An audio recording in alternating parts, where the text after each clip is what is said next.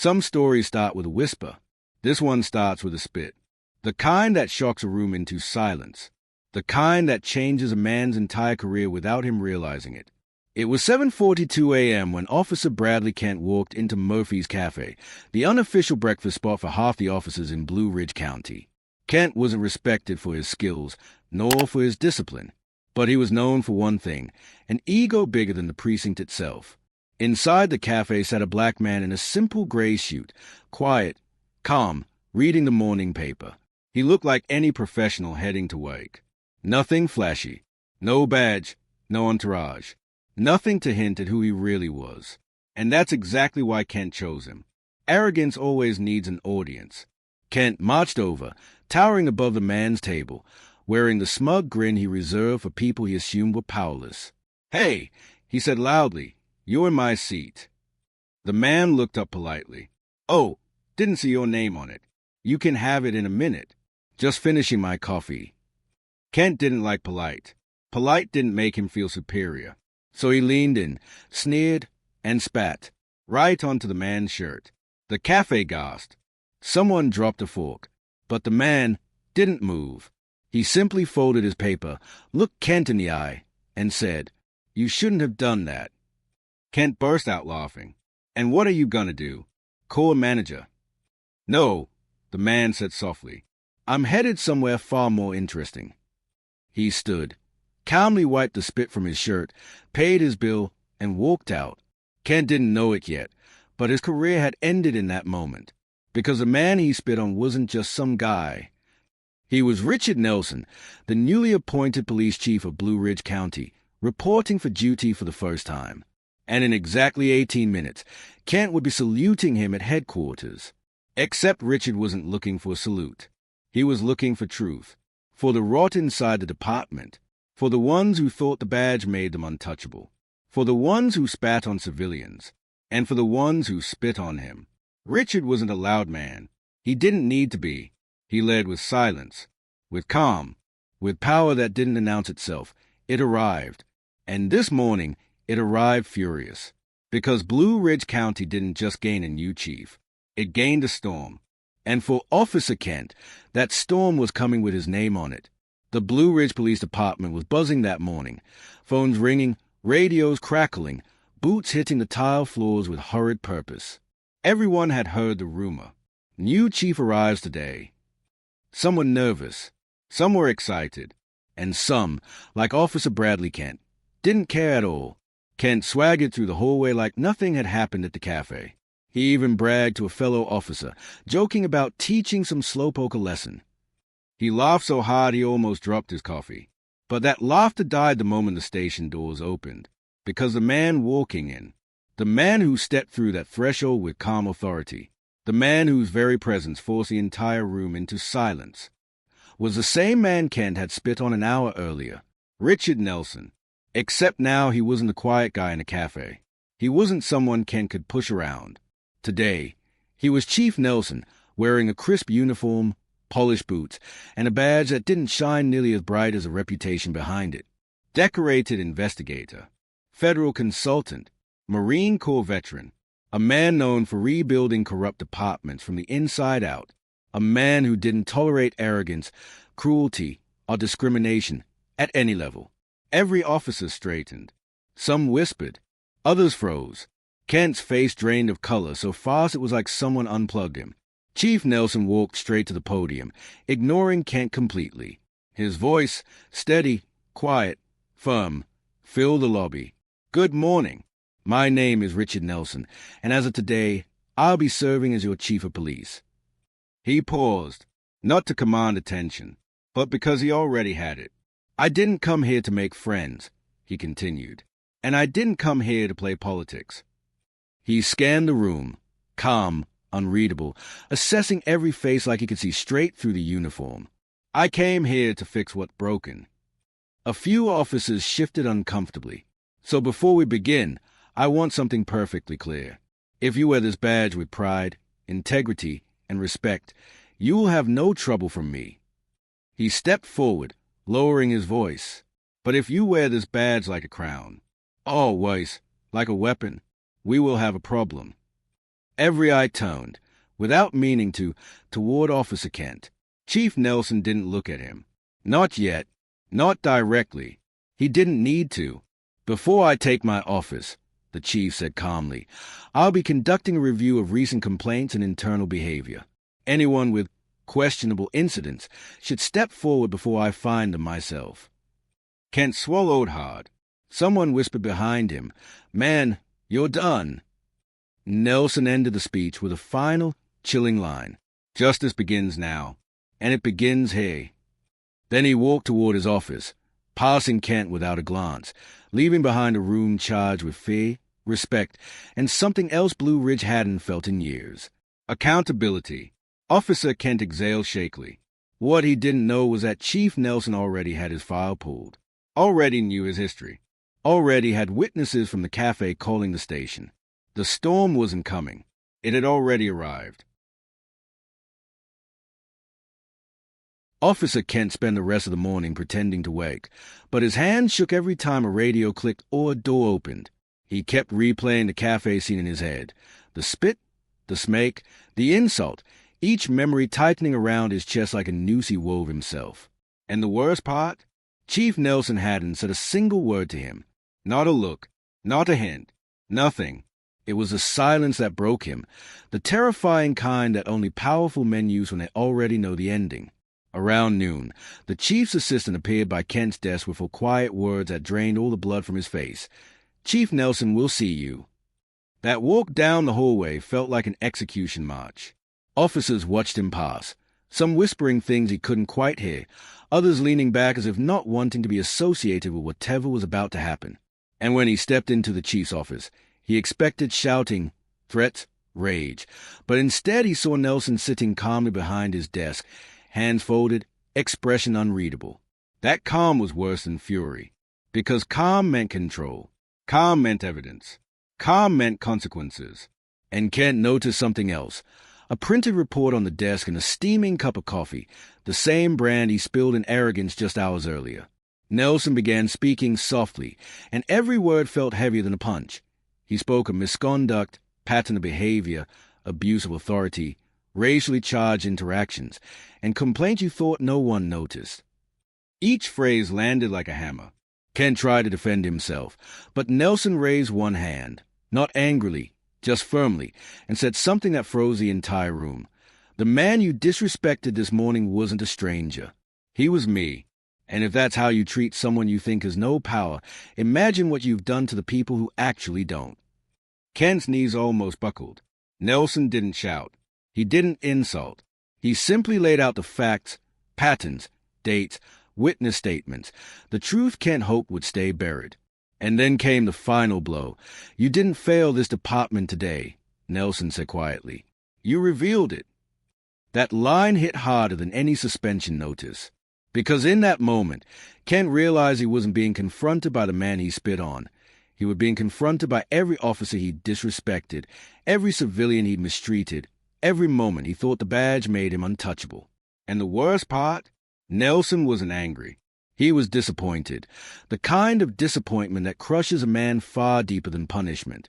By the time Kent left the office, his legs weak, his pride shattered, and his future uncertain, the entire department could feel it. The era of looking the other way was over. And Chief Nelson? He had only just begun. The quiet hum of the city outside seemed almost louder than the voices in Richard's head. After weeks of tension, every glance, every whispered comment, felt like a loaded question, demanding an answer he wasn't ready to give. Yet something inside him stayed, a faint but persistent insistence that he couldn't turn back now. It began with a single complaint filed at the station. A resident had reported unusual behavior in the neighborhood, and while it seemed minor on the surface, Richard saw it as a thread that could unravel the deeper issues festering beneath. He walked into the precinct, every step measured, every heartbeat a drum of determination.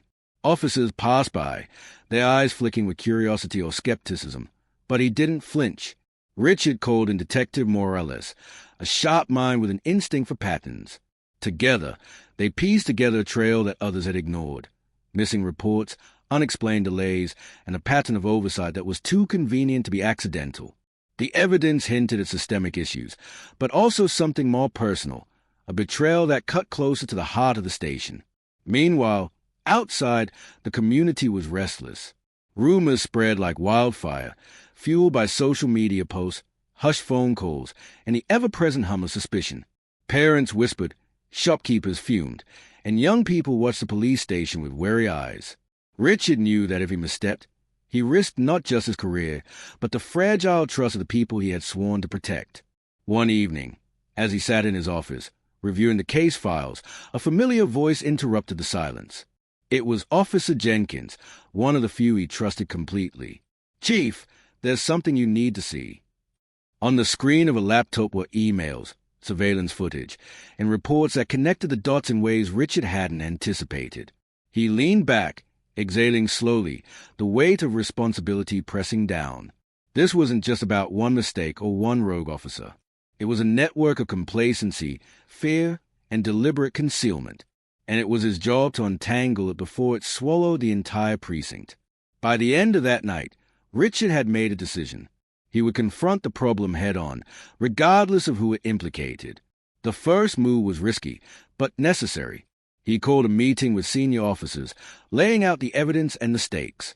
Some looked shocked, others defensive, but all knew the truth couldn't be ignored.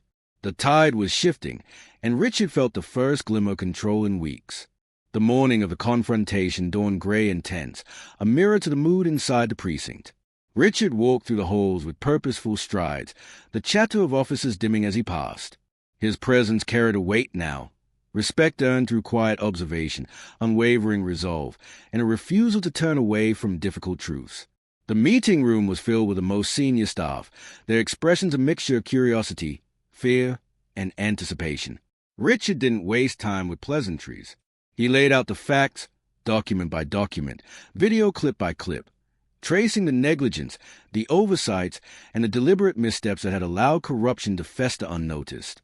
"You know the rules," he said, his voice steady but firm, "and you know the consequences of ignoring them. Today isn't about blame.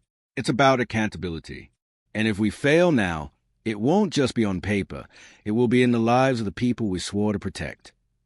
Gasps echoed in the room. Officer Bennett, known for his combative attitude, shifted uneasily. He tried to speak, but Richard silenced him with a calm, unwavering look. "Not now. Listen first. Understand second. Speak third." Over the next hour, testimonies were shared, defenses were raised, and uncomfortable truths were laid bare. Some officers tried to justify their silence. Others admitted fear had kept them from speaking out. But Richard stayed focused, threading together the narrative that exposed the core issues without destroying morale entirely. Then came the turning point. A name surfaced repeatedly in the reports. Someone high up, someone unexpected. The revelation hit the room like a thunderclap. The whispers began, eyes darting, hearts pounding. Richard allowed the silence to settle, letting the gravity of the situation sink in. Finally, he spoke. "This isn't personal. It's professional. The chain of command must be restored, and trust rebuilt. If that means tough decisions, then so be it. We either act now, or we fail everyone who depends on us." Some officers nodded reluctantly. A few avoided eye contact. But a few, the ones willing to embrace change, met his gaze with renewed determination. The confrontation wasn't over, but the first real crack in the wall of denial had been made. Richard knew it would be painful. He also knew it was necessary. Weeks passed, and the precinct was transformed into a pressure cooker of investigations, policy revisions, and community outreach. Richard oversaw every detail, ensuring the process was transparent, fair, and uncompromising. Yet the weight of leadership was exhausting. Late nights blurred into early mornings, and the hum of unresolved tension never fully faded. The individual at the center of the scandal was finally called in. It was a tense moment. Richard stood at the head of the conference table, watching a figure who had once been untouchable now face scrutiny. Questions were asked. Evidence was presented. There was no room for evasion. Outside, the community watched closely, holding its breath. The media covered every move, capturing the stakes and the drama. Richard knew that public perception was as important as internal reform. If trust was to be restored, it had to be earned through actions, not promises. During the interrogation, confessions emerged, slowly, reluctantly, but undeniably. Missteps were acknowledged, failures admitted, and the depth of the problem was laid bare. It was painful, humiliating, and necessary. Richard listened, absorbing the details without letting anger or satisfaction cloud his judgment. This was about justice, not revenge. The repercussions were swift but measured. Transfers, suspensions, and retraining programs were implemented. Policies were rewritten, reporting procedures tightened, and a culture of accountability began to take root. Some officers resisted, some embraced a change, but the message was clear. The old ways were over. By the end of the week, Richard walked through the precinct with a sense of cautious optimism. He could feel the shift, hesitant, but real. Officers were more willing to speak up, residents more willing to engage, and a sense of purpose began to replace fear. The reckoning had been harsh, but it had set the stage for renewal. Months later, the precinct looked different, not just in appearance, but in spirit. The tension that had once hung like a heavy fog had lifted, replaced by cautious hope. Richard walked through the hallways, greeting officers, listening to concerns, and acknowledging successes. Community programs flourished. Richard personally oversaw outreach efforts, town hall meetings, and neighborhood patrols that prioritized connection over enforcement. Trust, once fractured, began to mend. Residents shared stories of positive encounters, reporting incidents, and even volunteering for local safety initiatives. Richard's leadership style had evolved. No longer just commanding respect through authority, he earned it through transparency, empathy, and unwavering integrity. Officers followed his example, mentoring younger recruits and holding each other accountable.